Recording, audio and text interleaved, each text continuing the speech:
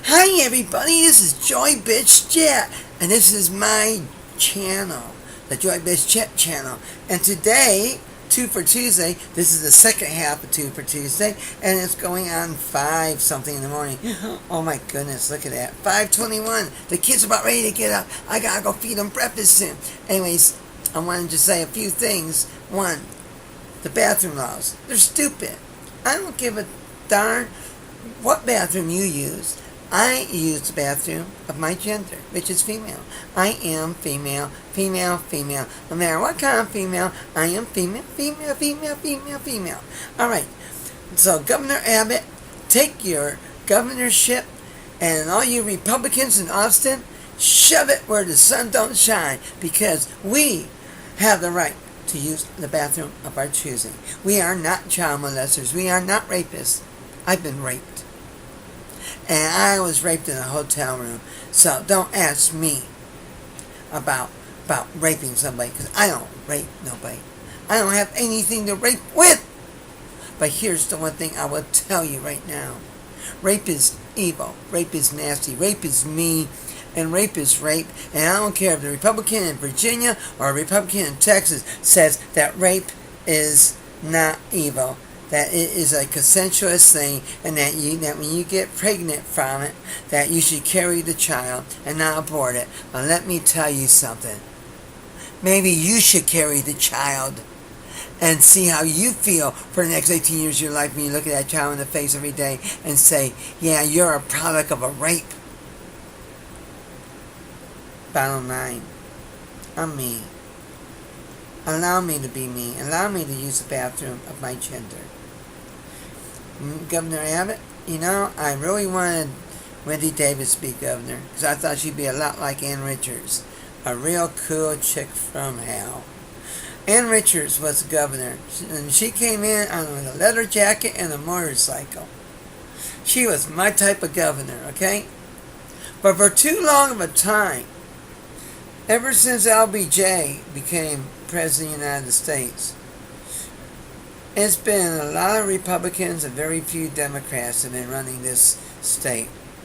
It's time that the Democrats take back over the state of Texas. And if every one of you Hispanic people, African American people, white people, Italian people, German people, Chinese people, Asian people, everybody in the United States would vote, would really vote, just vote.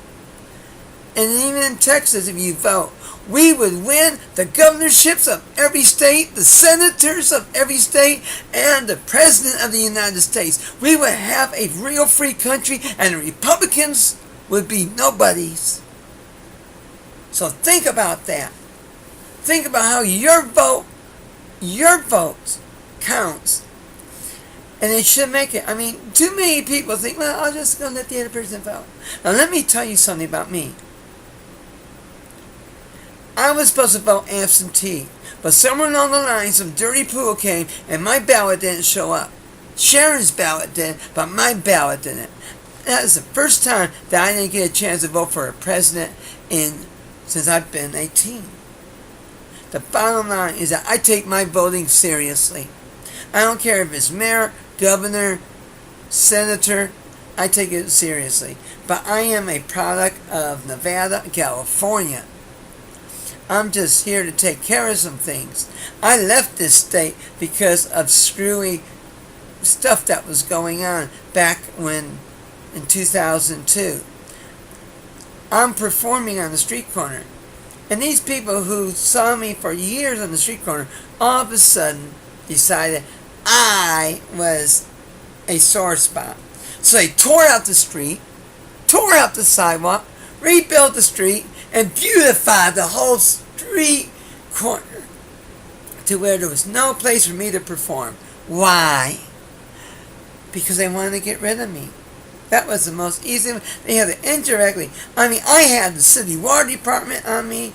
I had the police department on me. Why? The police department were a bunch of cool guys when I first started here. One bad cop. one bad cop who thought he was bad. And he wasn't even white, but he thought he was white. And because he wanted to be with all the other cops who were white at the time, him and his brother decided they were going to jack on me and anything else that was on the streets. He eventually became chief of police. And an idiot. I'm sorry, an ass. This man did things to me and my family that no cop should. And I come from a family of cops. Good cops. I come from a family of lawyers. Good lawyers. I was brought up to be good. Excuse me. So when I stood on that street corner and I got tormented by dirty cops, bad choices that cops made after being there for like 8 years. No, excuse me, 15 years off and on. Okay. I was there from 1977 to 1984. Excuse me. In 84, we had a bunch of dirty pool. I got married in 83. In 83, got a bunch of dirty pool.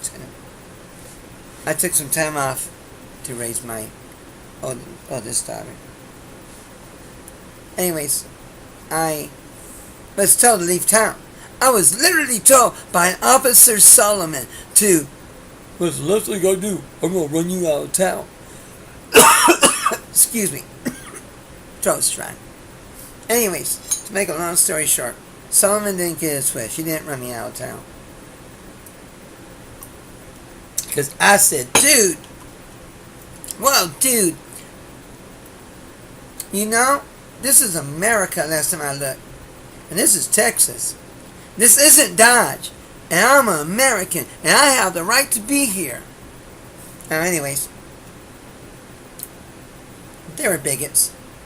And they didn't even know the real me. They just knew the street image me. Which was shirt, ball cap, flipped up or backwards. Probably backwards at the time. Shorts, guitar in hand, singing things like, I was born in the USA.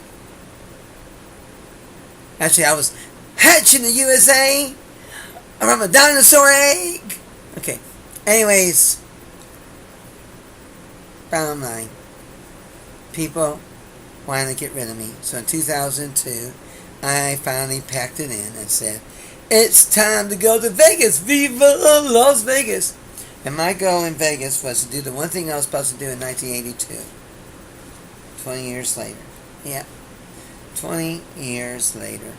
20 years later, I went to Vegas to do a comedy show for a major casino.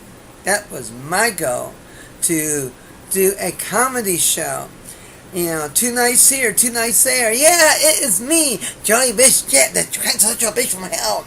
And we're going to talk about anything and everything. And a little bit of Carnan was in me, a little bit of Robin Williams was in me, a little bit of everybody. But I was me. Man, these are my influences. Let me write you off my influences. Used to be Bill Cosby, to a point. But I can't stand a man who goes around raping people. Okay? Abbott and Costello. The Marx Brothers. What do you know? George Jessel. Okay? Jimmy Durante. Yes, I have bananas. I have some bananas today. Lucille Ball. Phyllis Diller. Oh, yeah, baby. How you know? I'm Phyllis Diller. And I just come to you. Joan Rivers. It took me a little while to get Punky Pig. What I'm thinking about Punky Pig and Mel Blanc, and Bugs Bunny. Deal. What's up? I mean, Mel Blanc was my. I went to Hollywood in 1985, and I thought I could just walk in any studio and say, I want to do your animation. I want to be your voices for all your animation. I had all these characters. I mean, I could develop my own studio characters, you know. Let me see, at that time period, I had Mr. No Talent. He likes to bang on music, play on keyboards like a little kid, chopsticks, and sing. I got no talent. Nah, I have no talent. And then there was Alex in Dooland, which I was creating. He was going to be like a stoner in Dooland, and all these weird things were going to happen. Kind of like Alice in Wonderland, but Alex in Dooland. Then I had Ziggy and Miggy, two aliens from outer space. I had the Jotters, which looked like grub worms. Some people thought they were pornographic grub worms. I'm like, no, they were just grub worms. I eventually did characters. I got all these cartoons that I'll eventually get. I'll find the cards. I think they're actually here in Texas with me. I got like John, Paul, George, and Ringo when they got beards and guitars. I had all these original characters like the Incredible Genius, and I had all these other characters that I liked. That I just dig cartoon characters of them in grubworm form. Anyways, I had all that, but Joan Rivers took me a little while, but I finally decided that Joan Rivers was okay. Yeah, she was okay. I can't imitate Joan Rivers, but she is my influence. John Belushi. The ones that really did it for me was John Belushi, Dan Aykroyd, Bill Murray. Those guys, when I saw them in Animal House or Ghostbusters or the Country Club one with Rodney Dangerfield. I can't think of it right now. When I saw Murray in that, and later on in Groundhog, but Caddyshack and Blues Brothers really just did it for me, okay? And Gilda Radner in Saturday Night Live, I always like, I'm Baba Wawa Wawa. How you doing? I'm Baba Wawa. And I want to tell you I got the news for you. I really excited me, okay? So, those are my influence. George Carlin. I died when I found George Carlin did That Girl. I hardly recognized. I had to go back and research it. I hardly recognized the man. He didn't even look like George Carlin. Cheech and Chong.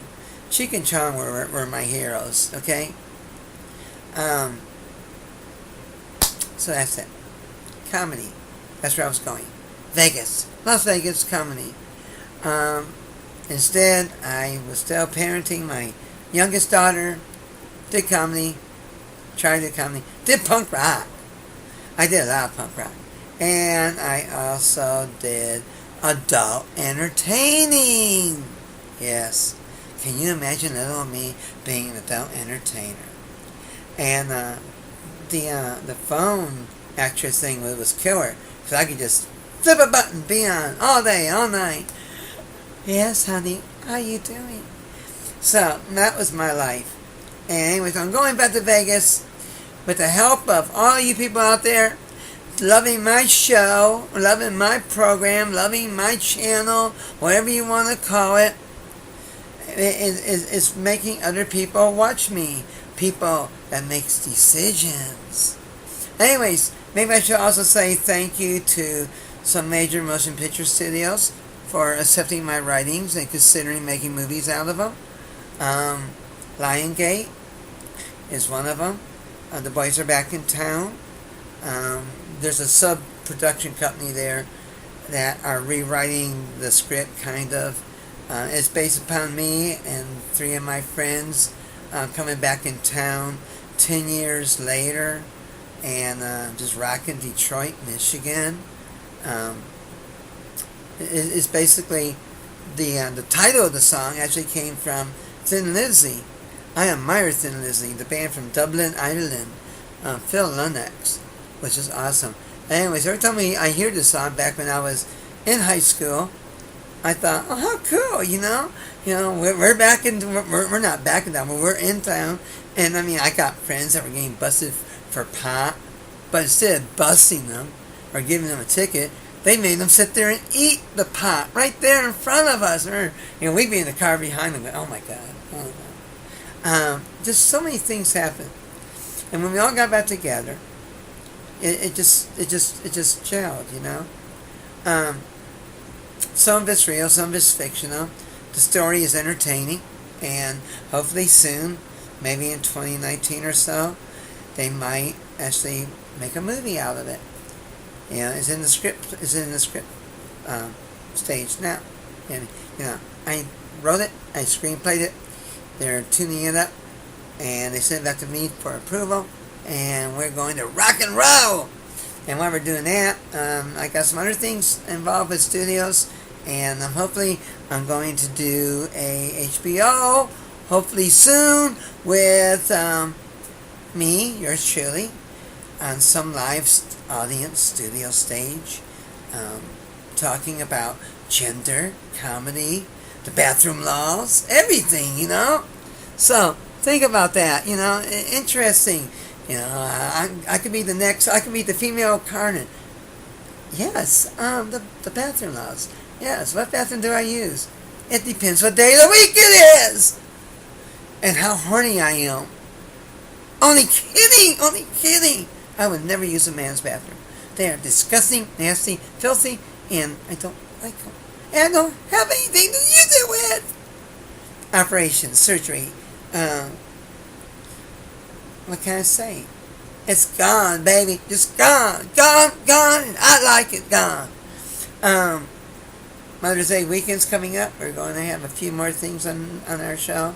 We're going to have Nico, the diaper guy. Biker Boy is going to make a return visit. This time maybe he'll talk a little bit more. And I said we're going to do the Panic Guy. Panic Guy. Hi, I'm the Panic Guy. The whole world's falling in. It's caving in on me. Oh no, I'm going. Oh no, they found out I got to. Oh, wait a minute. Yeah, it's the Panic Guy. Every little thing is a mysterious fake thing for me. I'm the Panic Guy. I'm panicking. I'm panicking. Oh! Okay, so now the Panic Guy's been on my show. How you doing, Panic Guy? Not too good. Not too good. I'm kind of panicking. I'm having an anxiety attack right now. It's okay. A lot of people have anxiety attacks. I have anxiety attacks. Since 2009, I have learned to deal with anxiety attacks and panic attacks. And Panic Guy is my outlet. He is my little character. Every time I do something, when I got beaten up in 1994, the two officers that beat me up became radio talk show, morning show hosts, courtesy of me and my characters. They were Officer Payne, Payne, and Officer, whatever his name was. I forget his name. It don't matter no more if I forget his name. Anyways, we used to have the Payne and Shock show. And we used to have two guys. Hi, I'm Payne. And I'm Shock. And we're here to give you pain and shock. And they would talk and have music talking. I mean, I'm going to have all these tapes, man. Crazy shit, you know? So everything in my life has been influenced and becomes a character. Officer Erks was named after Officer Burks. Officer Burks used to come up to my corner and buy me, "Hi, I want to see your driver's license. I want to see your driver's license. I want to ID you. I'm going to give you a ticket." He was constantly up my butt for something. Give me a ticket for what? For standing on the street corner acting like a hippie-type flower operation, which was perfectly legal at the time. Okay? So I came up with Officer Erks. Hi, I'm Officer Erks, and I am a police officer, and I'm here to irk you. So when you get me behind you, and you are in your car, don't forget, I'm right behind you. My name is Officer Erks, and I'm going to give you a ticket for just being around. And years later, in 2013, I met a guy out in California who was an officer named Carson, and he did exactly what Officer Erks would do. Ticket me for nothing. Officer Carson ticketed me for jaywalking when I never even jaywalked. So, Carson, your character's coming next. If I got an idea that your character's already been here in Officer Erks. Anyways, got all these different characters, okay? Few things maybe I should say. Vote. Rock the vote. This past week, it was rock the vote here for mayors, probably school board members. I don't know. I'm in Vegas, baby. I'm rocking in Vegas. I can't get out of this town fast enough. I just want to take everybody with me. Um, Advancements from studios, recording contract for punk rock music. I should be able to front everything I ever want in life. So, we're just mellowing along and taking care of business. We're closing up one thing and opening up new doors. Like Jim Morrison would say, open up doors to perspectives, to perspection. Jim Morrison was a cool guy. He was so cool that his mind was so open, maybe too open, when he decided to take drugs and drink and die in the bathtub. Anyways, Jim Morrison, one of my kind of heroes. Janis Joplin. You know, I really think a lot of these people that died, government conspiracy. I really believe that Jimi Hendrix, Janis Joplin, Jim Morrison just weren't so fortunate to die. I think they had hell. I think they were pushed there. That's just me. Alright, one more thing we're going to get us straight on here. Paul McCartney is alive. I know, before I even heard anything about this Paul McCartney dead rumor, I was doing this Paul McCartney is alive on my show, not realizing I was so in tune to something I didn't know nothing about. But now I hear on Facebook that there's this whole Facebook page about how Paul McCartney died and somebody took over. Let me inform you folks, Paul McCartney never died. If he did, Linda McCartney and their children would never have kept it a secret. Okay? The bottom line, Paul McCartney's Paul McCartney. He's the same man he was in the 50s, the 60s, the 70s, the 80s, the 90s, the 2000s, and now the 2010s. Paul, we love you. Keep making music. Stay alive. We enjoy your music immensely. And for all you people out there that like to start vicious rumors, cut it out. It's no good. My God, you got two remaining Beatles. One that wrote almost all of the songs with John Lennon, and you had George Harrison in there writing some of the songs. The guy is a gifted man. Elvis is dead. John Lennon was assassinated. Michael Jackson is dead and had his brain removed. I mean, who's all left? It's gotta be Paul McCartney. Paul McCartney, I mean, Chuck Berry even died. You know? Paul McCartney. I think people are just wishful thinking. When Paul dies, that's the day that music dies. I want you to know that. You know that song? The Day the Music Died? Okay. It wasn't back then. It'll be with Paul McCartney. Paul McCartney brings good music,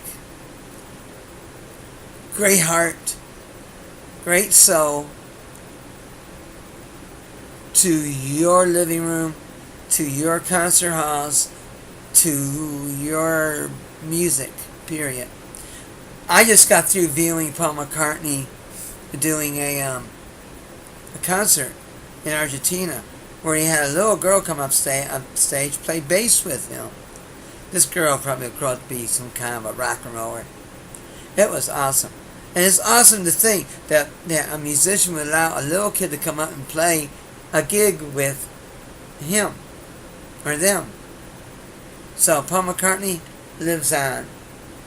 2 for Tuesday. This is the second half. It's done. It's over with. I want to give a shout out to all my brothers and sisters out there, cousins, second cousins, third cousins. I wanted to say hi to everybody and say it's been wonderful. I'll see you tomorrow where we have a giveaway of How Butterflies Grow book. We got like 40 copies. All you gotta do is just give me your name and address. Preferably if you got kids, you know. Give me your name and address and I'll mail you a copy. No charge. Alright. Until tomorrow. Arrivederci. Adios amigos. Sayonara. Good night. Or good morning. Oh, I'll leave you one more thing. And now it is 5:55 here on the Pain and Shock Show. Take it away, guys. Hi, I'm Pain. I want you to know that I hurt like hell because I'm in pain. I'm in pain because that character, that's Joey Jet, took me to IA, took me to the FBI, and made me quit my job. And I'm shocked, and I'm shocked that that's Joey Jet actually got me fired from my job. Whoa, huh. I wish I did. What can I say? That's it for now. Take care. Bye.